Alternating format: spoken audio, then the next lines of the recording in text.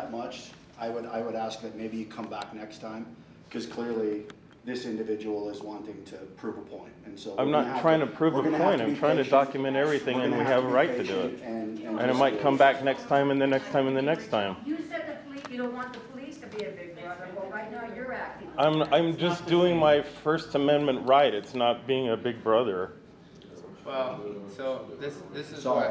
what happens. So we try to have a local event where this is productive. I understand and therefore, that. Well, listen, and therefore you're not making it productive because you're making people feel uncomfortable. It's okay. He needs to make It's a not statement. about their, it's about, if they don't want to be videoed, then they don't need to show up to a public All right. a So public what I'm event. asking you to do is just refrain from disrupting law. I didn't disrupt anything until anybody started talking to me about I'm it. just asking you from here on out. Can you do that courtesy for me? If one of these people starts talking, and then I'm gonna video him. So, That's so funny. He doesn't like the we Constitution. had talked before about having certain officers assigned to quadrants. That's what the city's looking at doing. And it's not about being Big Brother. Or it's not about trying to keep eyes on that area. It's more, what they're saying is so they can become familiar with the local inhabitants. So if you have a problem, and you say, hey, I know Officer Smith, and he works my area, then I can go to Officer Smith. That can be your direct point of contact. You don't have to worry about, hey, yeah, I called the police 5 times last week and spoke to Officer Smith, Officer Gonzalez, Officer Wright, Officer so-and-so, because what are you having to do at that point? You're having to tell your story over and over and over again. And one of those officers might get it, but then the other 3 might be, I have better things to do. I want to go catch crooks and people. I want to get in car chases or whatever they might have in that mindset.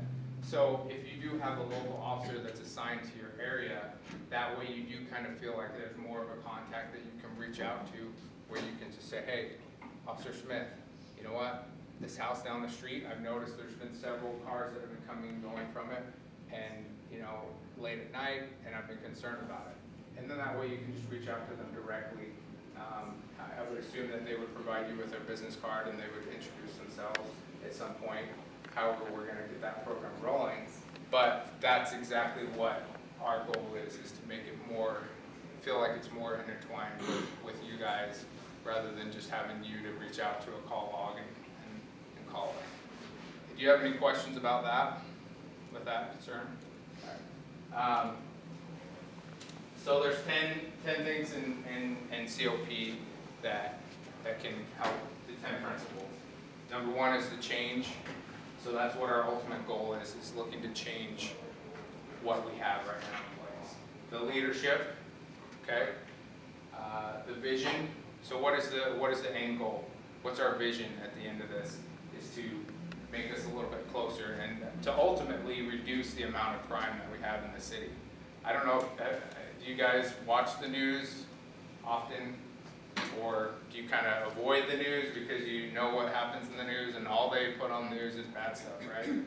Doesn't seem like they ever put a lot of the positive things out there. So yeah, what is the vision, which is ultimately like reducing the crime.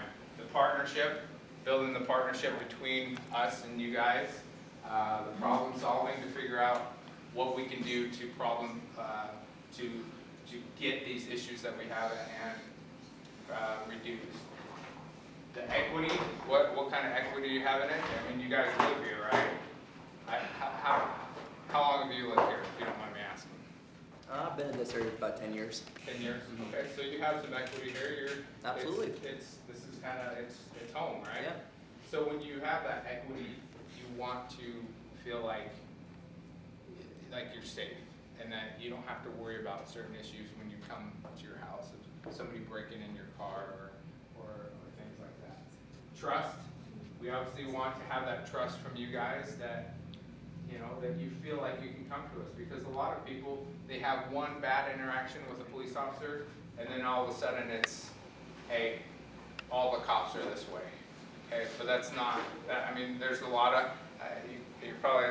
You're laughing because you probably had an experience. No, I was laughing for people other than me. Sorry. No, I just wanted, because a lot of people have had those situations, you know, I've even run into it when I was younger. I ran into numerous police officers. I mean, I wasn't the golden child anyway when I was growing up, so I probably had those interactions with cops because I shouldn't have been doing, you know, those things. But there are some officers that are badge heavy that it's just like, hey, listen to me, this is what I say, you know, it can leave a bad experience in your mouth, unfortunately. So we want to build that trust between you guys, so you know that you can come to us if you have an issue. There's one in particular incident where this individual kept calling the police over and over because there was multiple cars coming to this house from traffic late at night and stuff like that. So I saw it pop up on the screen and I was like, okay, I'll just call this person because they've called in numerous times. So I decided to just go over their house. I sat inside the living room, sat down and spoke with them. And this guy was very, very detailed about everything. He was taking photographs of the cars that were coming and going with license plate information. But anyway, that led to me getting some information and relaying that information over to our major crimes division. And they ended up writing a warrant on the house. They seized a whole bunch of drugs. He was selling drugs from the house. So if that neighbor hadn't been persistent in what he was doing, then we wouldn't have ever had that happen. But we also, as a police department, had to reach out to them to say, hey, what can we do to help you? And then the two came together, and we were able to eliminate that in that neighborhood. The empowerment, service, and the accountability, all those things have to be present when you're doing the 10 principles of COP. So, do you guys have any questions regarding the COP program or how it works or? What did you say COP stood for again? Community-oriented policing. Okay. Yeah, so that's us being involved with the community and doing our style of policing, which isn't your typical, hey, your car got broken into, now we're just coming out to you, and that's being more reactive than what we need to be, which is more proactive things. I do have something.